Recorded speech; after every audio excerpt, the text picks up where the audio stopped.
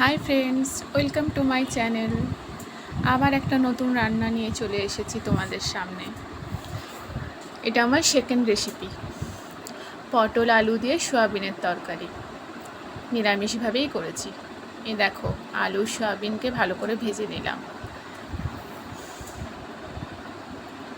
তারপরে পটলটাকেও ভালো করে ভেজে নিলাম। তারপরে জিরে আর শুকনো লঙ্কা ফোড়ন দেব।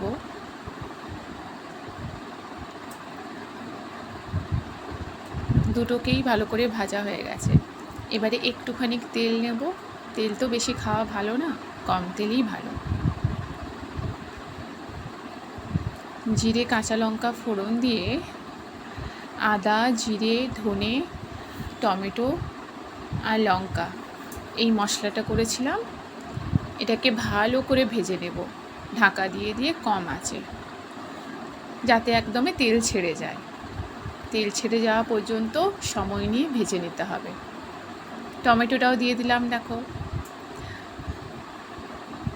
মশলা যত কম আছে ঢাকা দিয়ে দিয়ে ভাজবে, নুন দিলাম দেখো, তত রান্নার টেস্ট হবে। আঁচ বাড়িয়ে দিলে রান্না তেমন স্বাদ হয় না। ভালো করে মশলাটা ঢাকা দিয়ে দিয়ে তেল ছেড়ে যাবে তাই পর্যন্ত ভেজে নিতে হবে। তারপরে ভাজা সবজিগুলো দিয়ে দিয়ে একটু কষিয়ে নিতে হবে। কষিয়ে নেওয়ার পর জল দিয়ে ঢাকা দিয়ে ভালো করে ফুটিয়ে নিলেই রেসিপিটা রেডি হয়ে যাবে।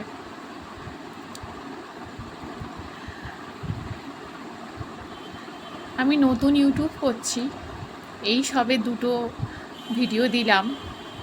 তোমরা একটু চ্যানেলটাকে লাইক সাবস্ক্রাইব করে দিও। সাবস্ক্রাইব করলে কি হয় বলো তো, ভিডিও দিতেও ভালো লাগে আর কি। এখন তো দেখছি সবাই কিছু না কিছু করছে, তো আমিও ভাবলাম দেখি, যদি সবাই তোমরা পছন্দ করো আমার এই সাধারণ সিম্পল ঘরোয়া রান্না, তাহলে একটা একটা করে দেব। আমার কোনো এক্সপিরিয়েন্স নেই ইউটিউবে কাজ করার কিংবা সোশ্যাল মিডিয়ায় কাজ করার। দেখো কি সুন্দর কষিয়ে নিয়েছি। তাই আমি অনেক সময় ঘাবড়ে যাচ্ছি কথা বলতে। ও ধীরে ধীরে ঠিক হয়ে যাবে, তাই না? ভালো করে কষানো হয়ে গেছে, এবারে জল দেব। এটি কিন্তু খেতে খুব সুন্দর হয়। নিরামিষ দিনে তোমরা রুটির সঙ্গে করতে পারো, ভাতেও ভালো লাগবে খেতে। আমরা ভাতের সঙ্গেই খেয়েছি, কিন্তু কষা কষা করে রুটির সঙ্গে করলে খুব সুন্দর লাগবে। সয়াবিন দিলে পটল আলুর সঙ্গে পটল আলুর টেস্টটা বেশ আলাদা লাগে। আর সয়াবিন তো খাওয়া খুবই ভালো শরীরের জন্য।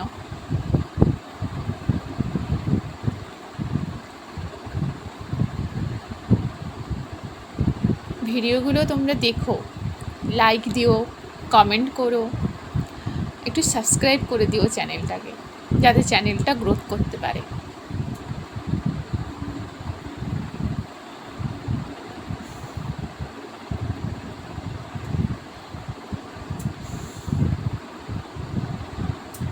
টাটা, তোমরা ভালো থেকো। আমি আবার নতুন একটা ভিডিও নিয়ে আসবো। আমার ভিডিওগুলো হেলদিই হবে।